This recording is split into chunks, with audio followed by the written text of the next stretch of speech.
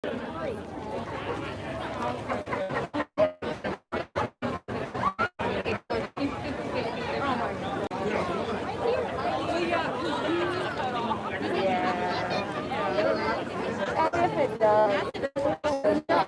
up, you guys? This is NorbCam coming at you on this Blue Friday.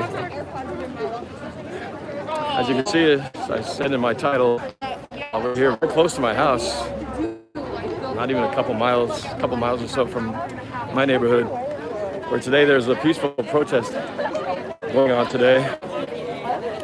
Just begun. I can't tell exactly how many people are here. I'd probably say it's at least a couple hundred people, maybe more. Definitely a lot more than I think most people expected. Here with my daughter, Sophie, she's right there. A friend, Nikki, and obviously we're here to show our support for the African American community, particularly those the injustices and the unfair treatment of George Floyd and other African Americans who've suffered over the years. Hopefully this will stay safe.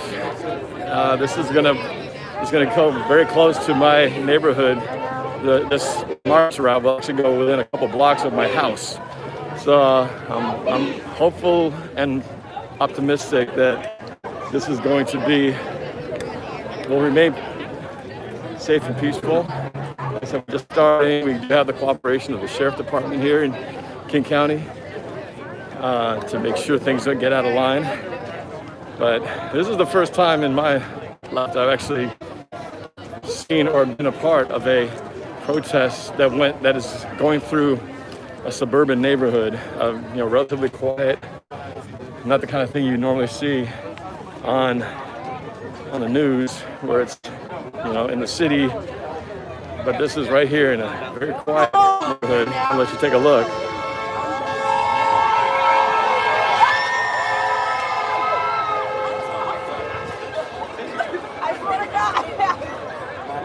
We went the wrong way. I'll see you guys still don't want to come. So if I start screaming, don't just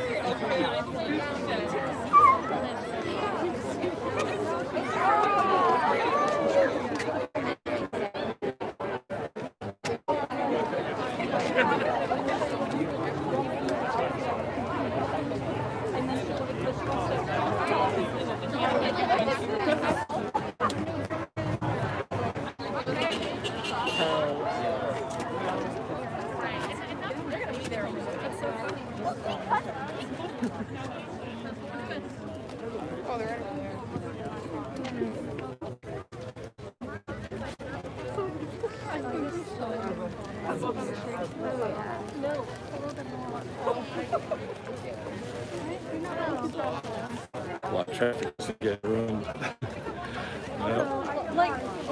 They are kind of leading the path here. Try to keep things. We're going on the side streets here, literally through the neighborhood. And she cried. yes, That's okay. She's never been part of something like this before. In this kind of, been part of many protests over the years. Usually somewhere downtown. First time in a neighborhood, especially this close to home. I say we should call, but just go behind the car. Well, I don't know why aren't we just walking down the street? That's just but we are polite. I know.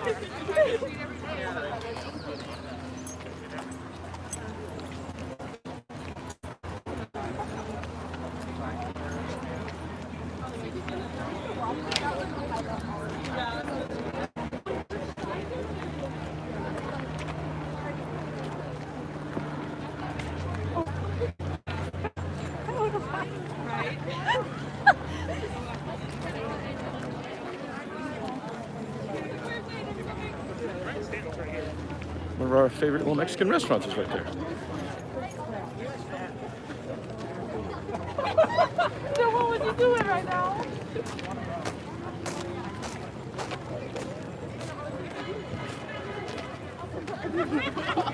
on the sidewalk.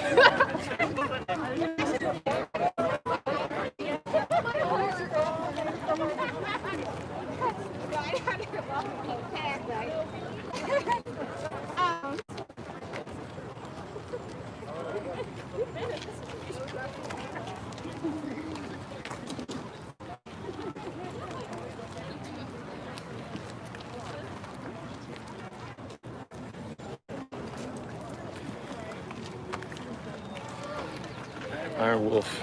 So be careful, Norb, with the people that just want to cause trouble. Be safe, have a safe protest. So far, so good. We're just getting started. We got a ways to go here. Probably going for the next hour and a half or so.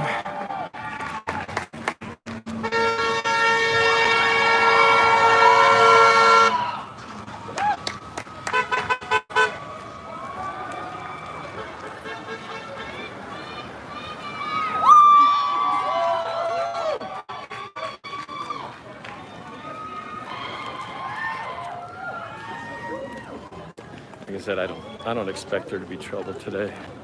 I don't think this is the kind of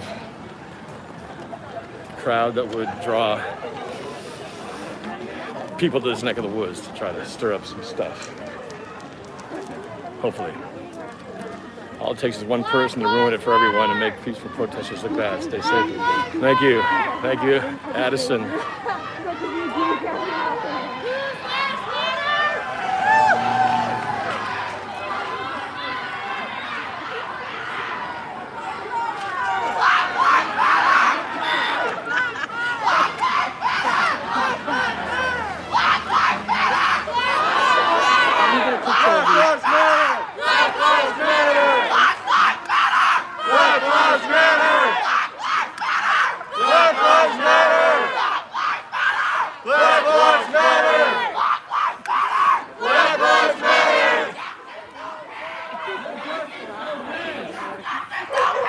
No justice, no peace! No justice, no peace! Yeah!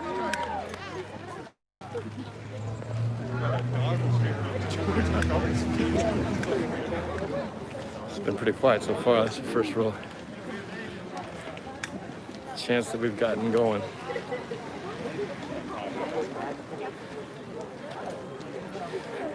Kaya Doobie 92. They always hijack the protests in Britain. But we'll see.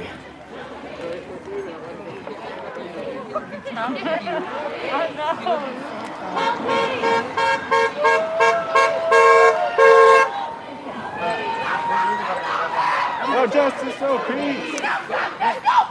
No justice, no peace! Black lives matter! Black lives matter! No justice, no peace! No justice, no peace! Black lives matter! Black lives matter! Black lives matter! No justice, no peace! No justice, no peace!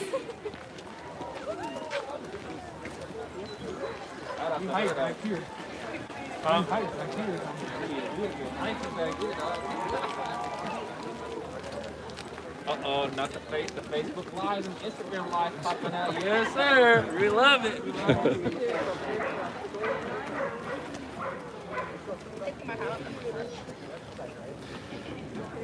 X206, Alex YT. Fairwood, yes, I am. We're heading right into Fairwood.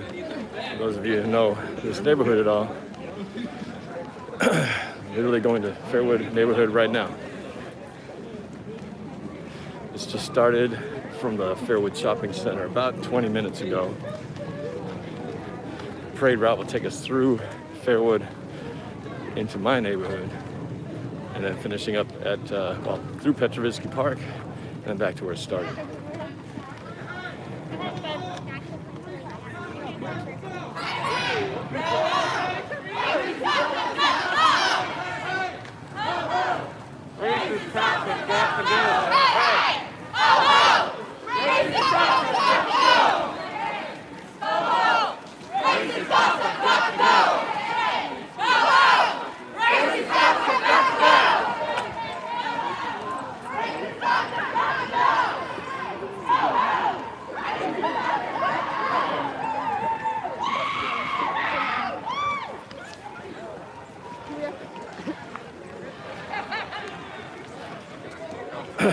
Yeah, you bring up a good point about the rush on the tubes, 6 foot distancing.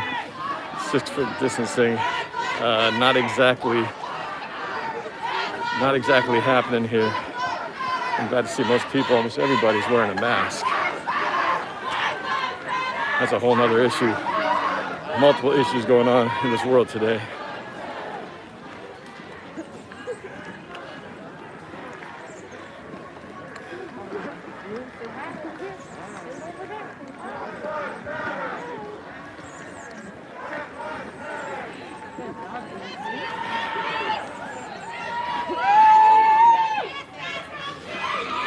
Love says I shouldn't have my girls here. Well, I had a lot of discussion about it. I think I shared my thoughts on YouTube about it. My oldest one, who really wanted to be involved, we would not let her go to the Seattle protests. But when we caught wind of this one here in our neighborhood, evaluated, looked at who was organizing it, the plan that was in place, we felt this would be a relatively safe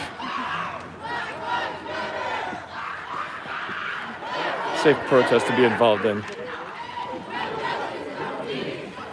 Fingers crossed that stays true.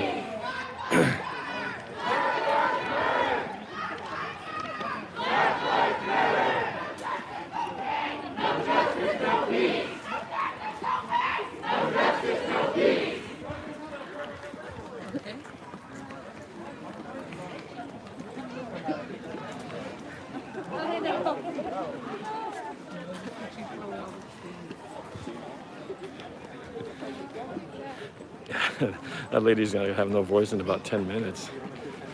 Yeah, there's gotta be a good number of, I don't know, at least 200 or 300 people, just from my rough count.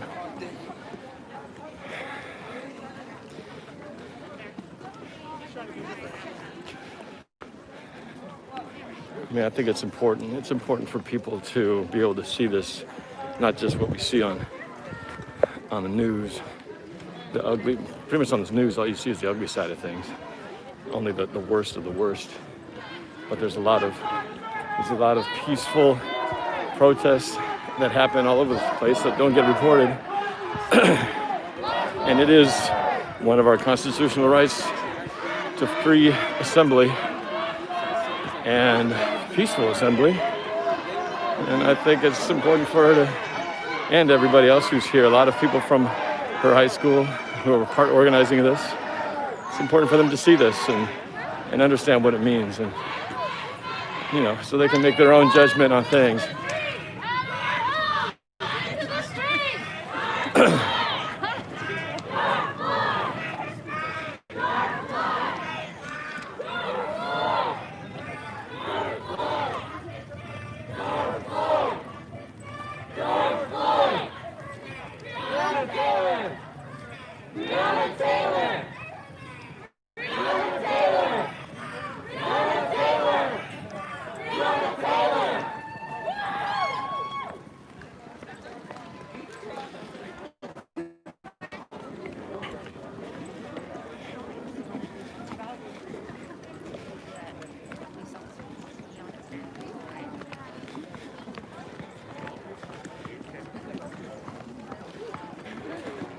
We're definitely living in some surreal times right now.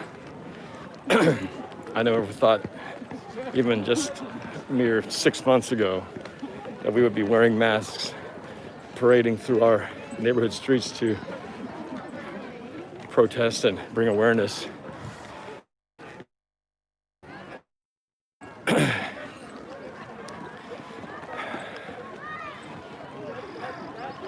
To police violence, while at the same time fighting for our lives, to try to not only our own physical lives to stay alive, but economically to be in the state that we are. It's been such a weird time, yet it feels like this has been a time of the greatest division in our country, where right now we need to find ways to be more unified. But with everything that's happened, we're just further divided. We're physically divided by the by the virus. We're divided on opinions on how we should be handling the way that we deal with this virus. And now with this, I have friends on complete opposite ends of the spectrum on everything that's been going on regarding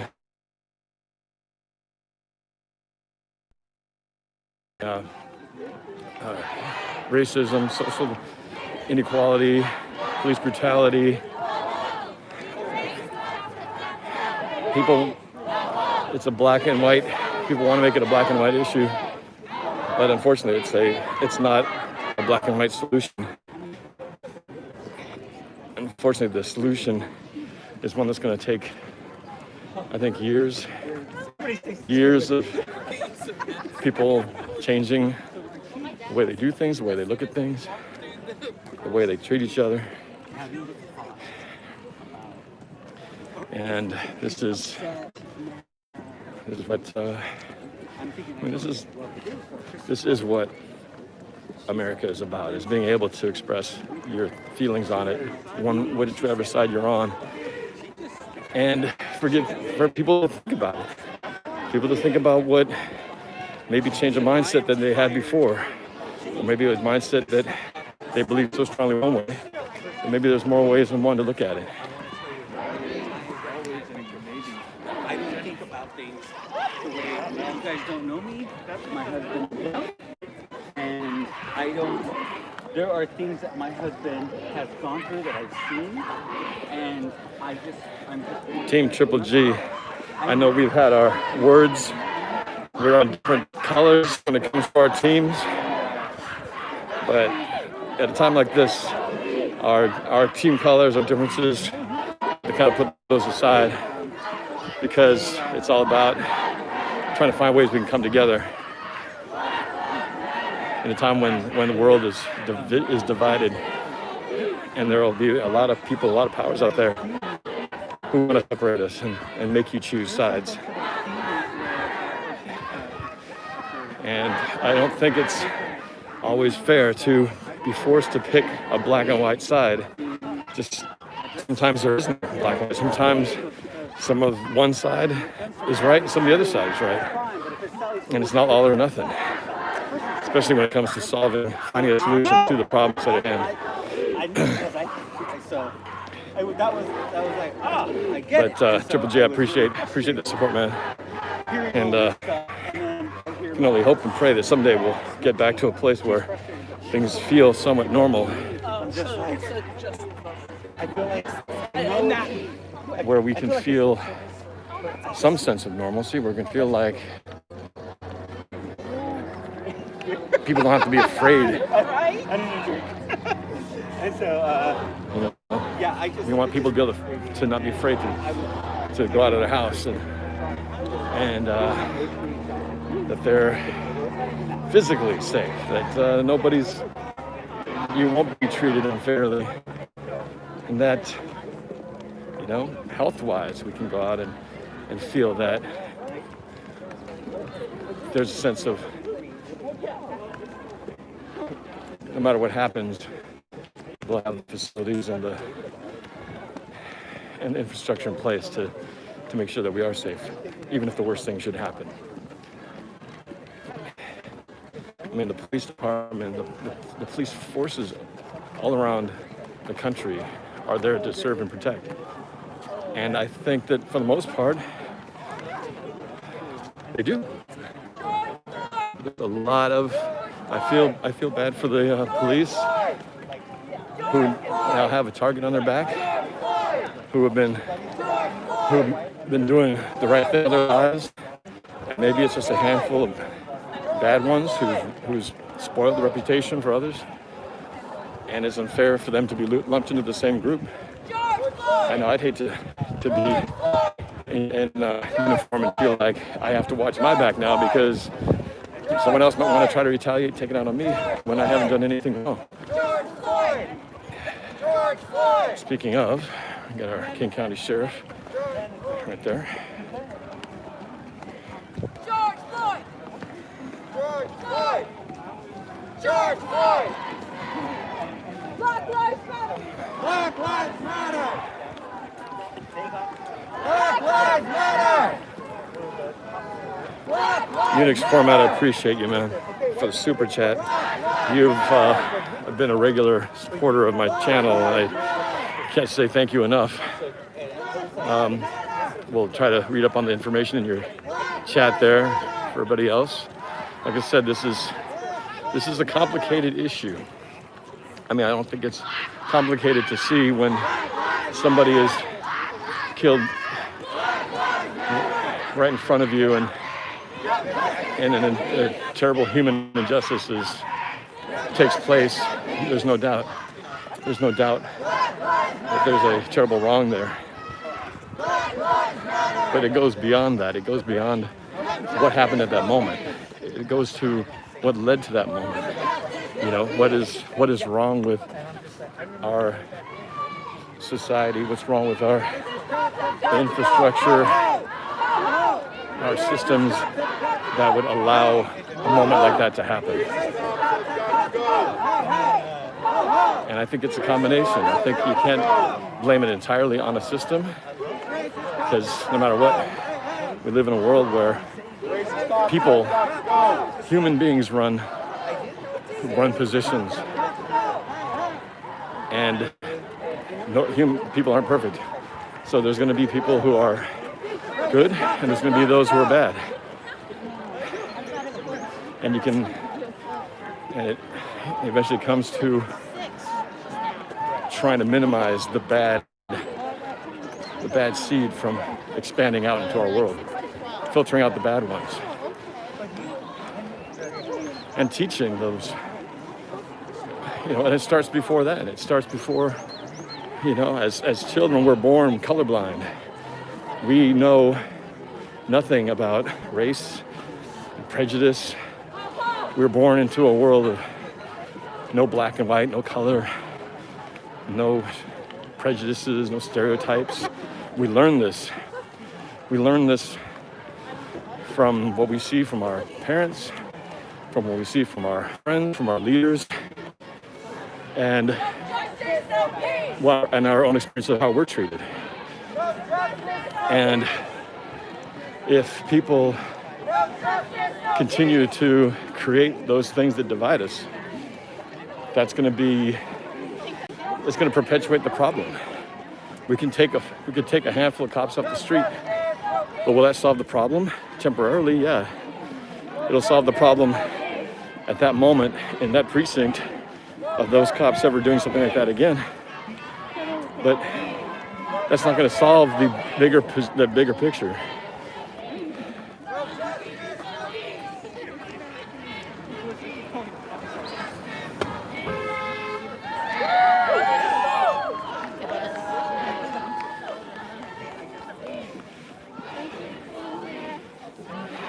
I was going to do a video about this earlier. Maybe I'll just talk about it now. But like I said, I've been talking to many of my friends, all from different walks of life, different color skin, and the opinions on what's going on in our world, from COVID-19 to what's happening here in terms of social injustices, really vary, extremely vary, but sometimes make good points.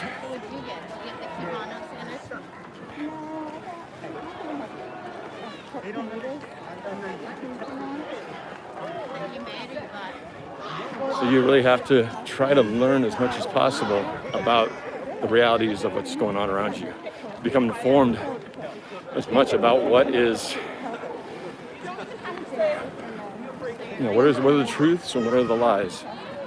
Because unfortunately, every message you'll get from whatever news organization you might listen to, what politician, what group you listen to, they're all going to tell you a certain message. And some of those will be politically motivated to forward their own agenda. Some of them will be ones to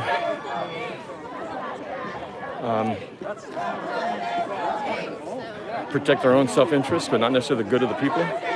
Close shot here of everybody going up the street.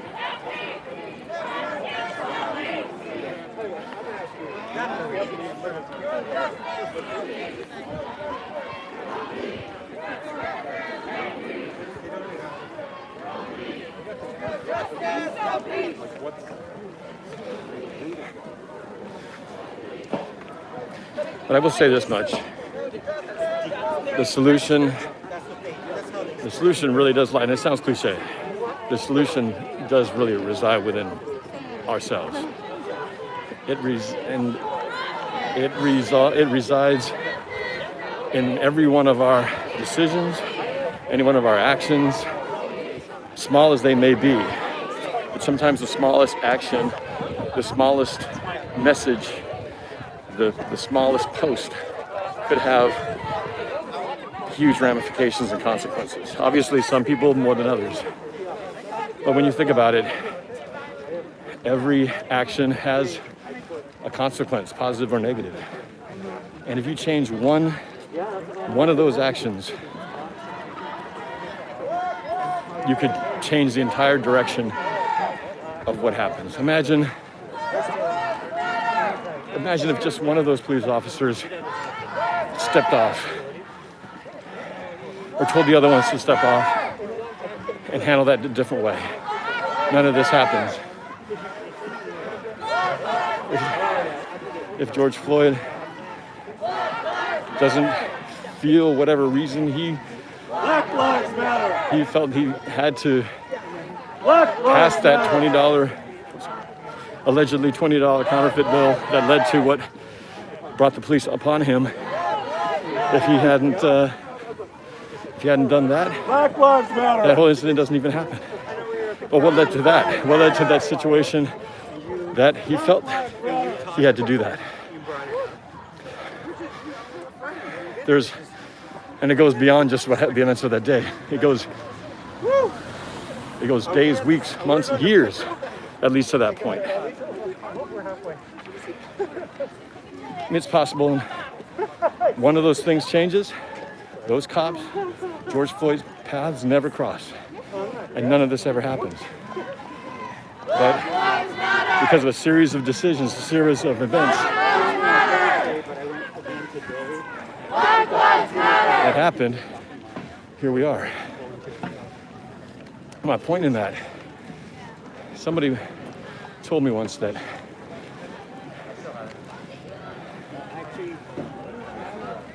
we're all in control of our own actions, right?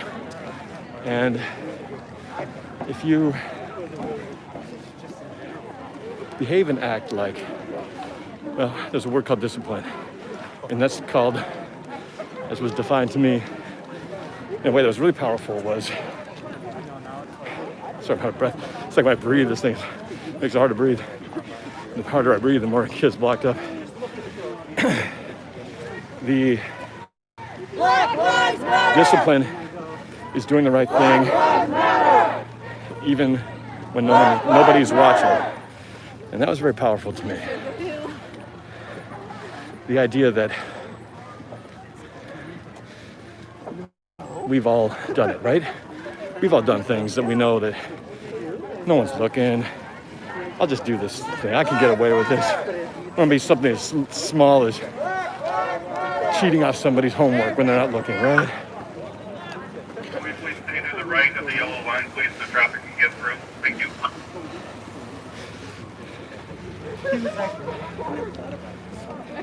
Yeah, and that's somebody to support. Let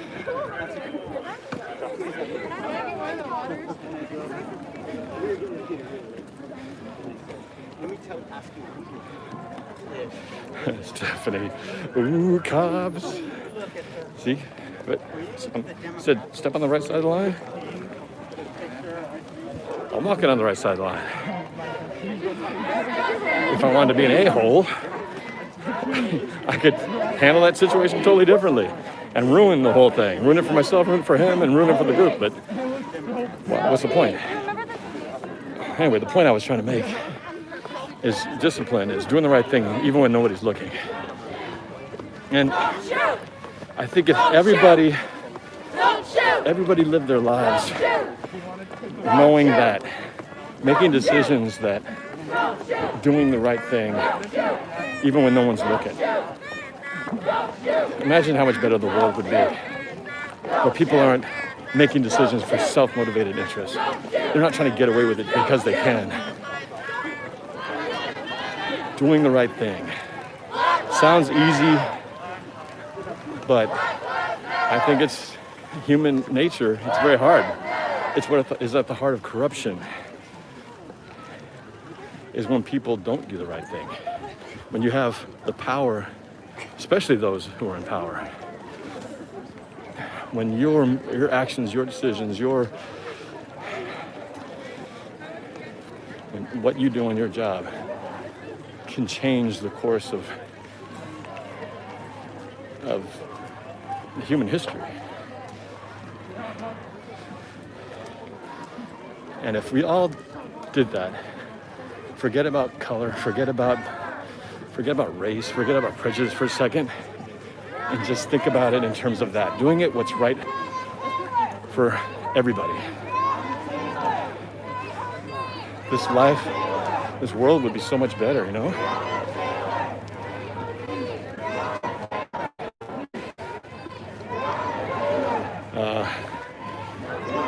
TFL Pendar says that's no excuse. Racism would still be there. Well, like I said, this is not a perfect world. When it's run by imperfect people, you're going to have problems. But if more people, if we could reduce that number, and I think that's the reality, is that you can't get it all. You can't get 100% of anything. You can't have a 100% perfect world. You can't have 100% equality, 0% racism. You know, I just don't think that's an unrealistic expectation, but you can try to get closer to it. If people did more to try to help each other and help people, and not just themselves, and we could get rid of things that cause them to do that. Greed,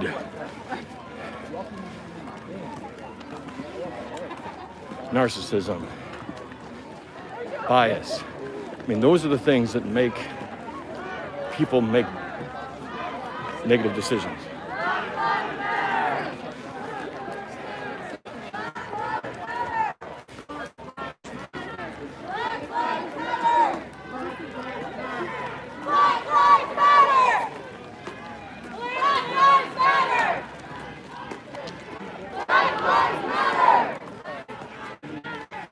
Addison says, defunding the police will result in more crime, way longer response times, and more vandalism. That's facts.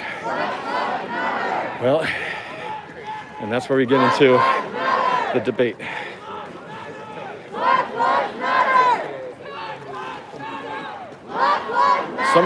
Somewhere in between there lies a common ground. Nobody can have everything. There's no such thing as total equality. But you can try to get closer to it.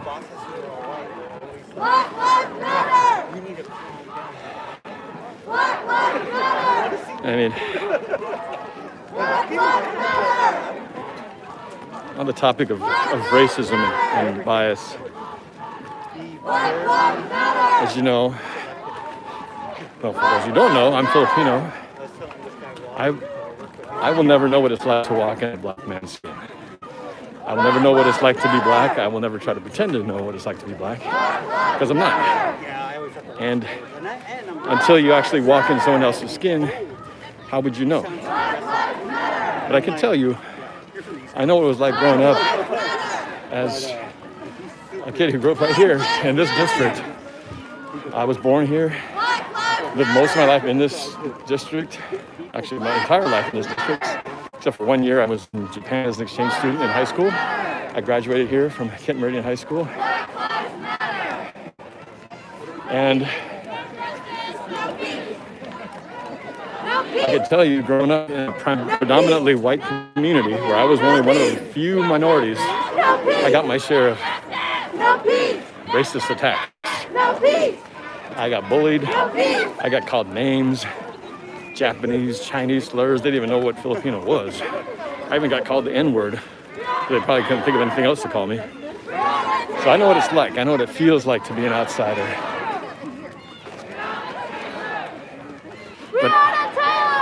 And I can tell you the reverse of that. I can tell you what it feels like to feel reverse racism. If you know what I'm talking about.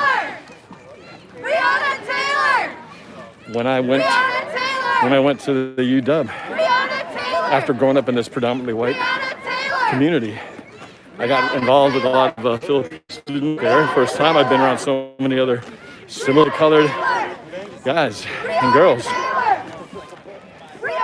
And it was a bit of a culture shock, really, for me, because it was so different from what I grew up in. But I even got reverse racism from my own. They called me banana. And if you don't know what that means, it means brown on the outside and white on the inside. So I got shunned by my own people for things I didn't even know I was doing wrong. I mean, how can I help where I grew up? I mean, I was who I was.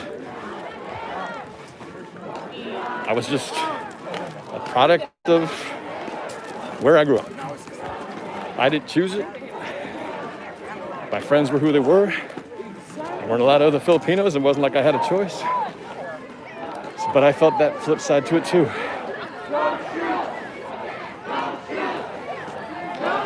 So I know what it's like. I know what it's like to be judged by the color of my skin or being different from everybody else. But I will never know what it feels like. I will never know what it feels like to fear being afraid of the police. I've been pulled over. I've been nervous, usually for just a speeding ticket. But of course, for me, as soon as I do, I'm as respectful as possible. I don't make any kind of movements. I listen to what they say. I don't do anything that could possibly be considered a threat. So I've never had any negative situations personally myself. But I had a friend of mine, good friend of mine, who's African American, and he explained it to me how it's different. I remember it was me, I had a Caucasian friend with me on one side, and my African American friend on the other side. We were talking about this. And he explained to me, you don't understand where he came from. Everybody in the neighborhood shared that same feeling that as soon as the cop rolled in, you had to run. You just had to get out of there because chances were somebody was going to get in trouble. And maybe it was because a lot of the friends they had in the neighborhood had gotten into trouble. And so trouble tends to beget trouble and follow other, people you hang out with. Don't shoot! Don't shoot! But Don't shoot! Don't shoot! it's a whole other thing to be, I think, culturally living in fear of just the very presence of police. And when more situations like this happen,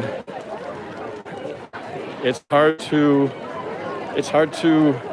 imagine what it must be like to feel that at any time that you get rolled up on by a police officer, you might something happen. Now again, I think it's unfair to say that that's the case with every police officer. Certainly there's a lot of good ones, and they're unfairly getting targeted because of the fact that of the recent events. All the police are being looked at that way. You get in front of this and get a shot. Black lives! Black lives! Black lives! Black lives! Black lives! Black lives! Black lives! Black lives!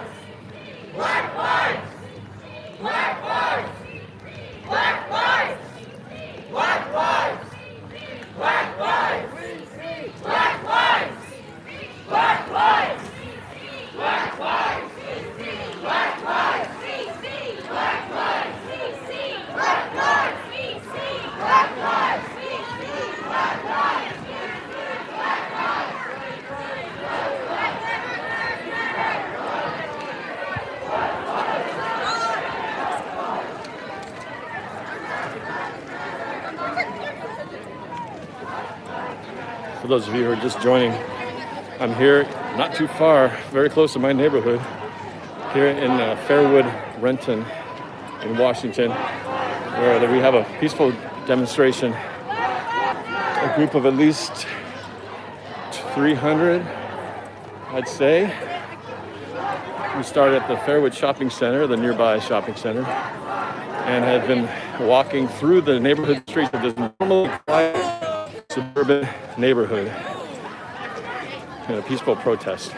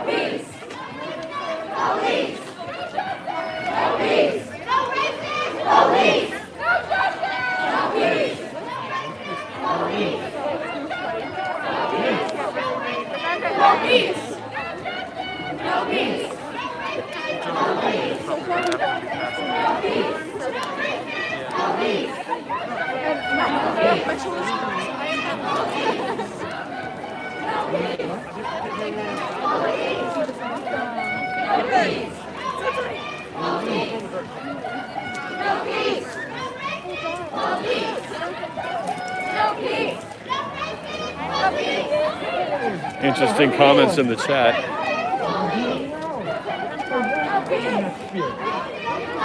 12-man nation. How come there's no black people in the protest? There are some. There are. Maybe you didn't see them all in here. But I think you should actually, I think it's a good thing that it isn't just African Americans at a protest like this. I mean, it represents our community. That's who we are. Like I said, for me, growing up, I came from a predominantly white school district, white neighborhood. That's how it was. This is much more diverse than it was 30 years ago, 40 years ago.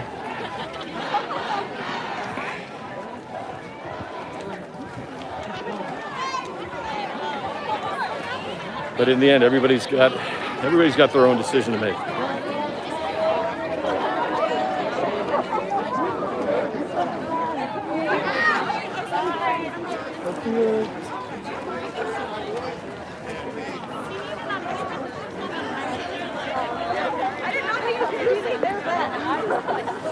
It is a little concerning that social distancing is not exactly easily maintained here. Thank goodness we've got masks for what they're worth.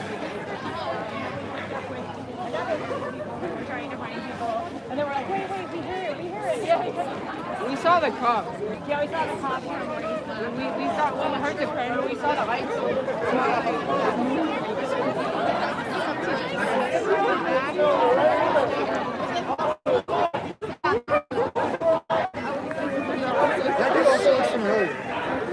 This one in the hair, like the yeah. Randall, do you remember Luke Kirk? Yeah. Everybody football? I think that's him. Oh yeah, that is. And then I think those guys play football too.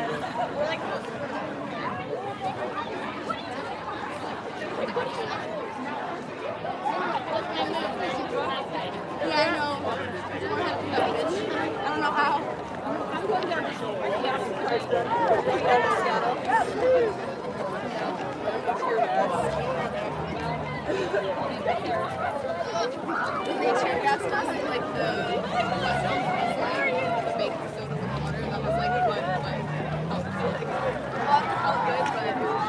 I do have to say, it is nice to see all these people out here, not only expressing their feelings and their thoughts on the issue, but just to see people out. We've been so separated, so isolated. To see people coming together like this, it is refreshing. almost a little too close. Hopefully people stay safe in all this. We're working our way close to Ridgewood Elementary, right over there. Right in for Ridgewood right now. Working our way to, I guess we're not going by our neighborhood.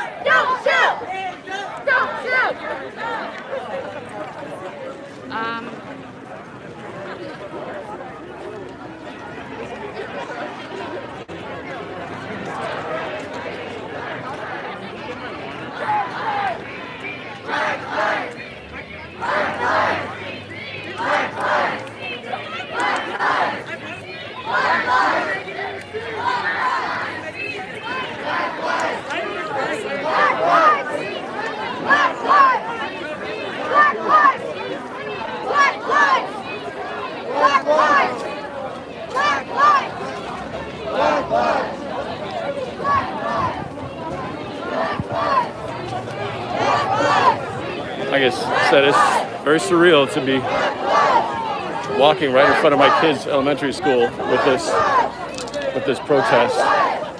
It's definitely not anything I would have ever imagined to be happening here in our neighborhood.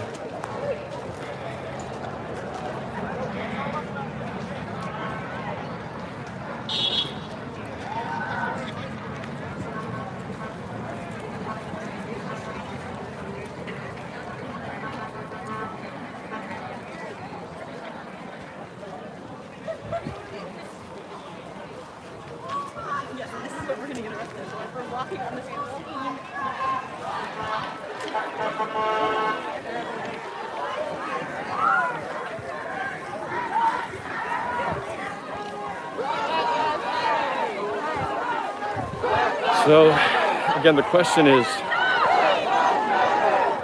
we're all here at this point, regardless of what's happened in the past. We can't change the past, but what can we change going forward?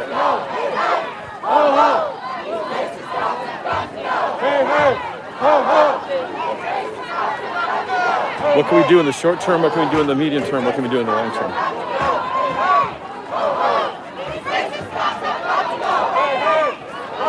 Like I said, it really does start within each of us, because especially for the people, the younger ones out there who are watching this, you guys, you may not think it right now, but some of you will be in those positions. You'll have the ability to impact the world we live in more than others. Some of you who may go on to become lawyers, judges, politicians, teachers, administrators, all of you will shape the future that we live in years from now.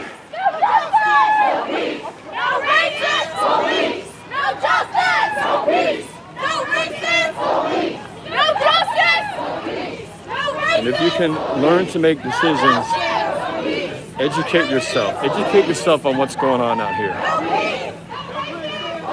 And make decisions by who you vote for, by what you do, and by what you decide to make your contribution to this world. Because like I said earlier, every little action, every little toast, the words you say, can all have an impact down the line.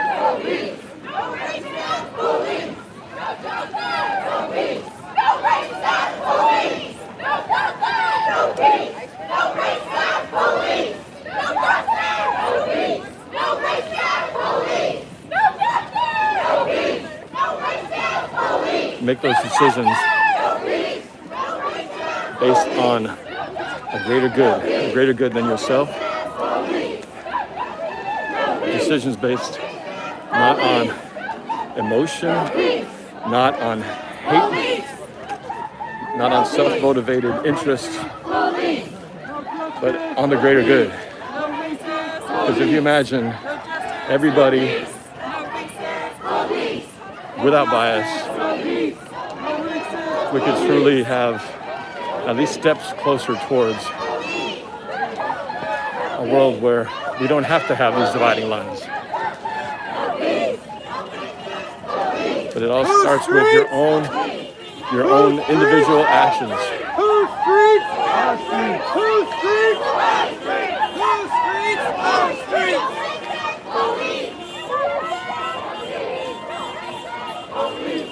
So Love says, please call out Doug Baldwin. Love Doug Baldwin, what he's doing. He's been retired from the Seahawks for a while now, but he's still an active member here in Renton.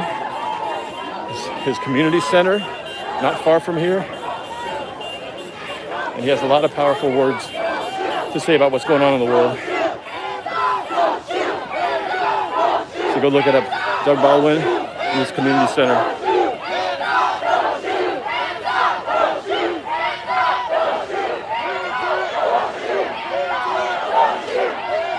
We're here at Petrovisky Park. This is the first stop of the march.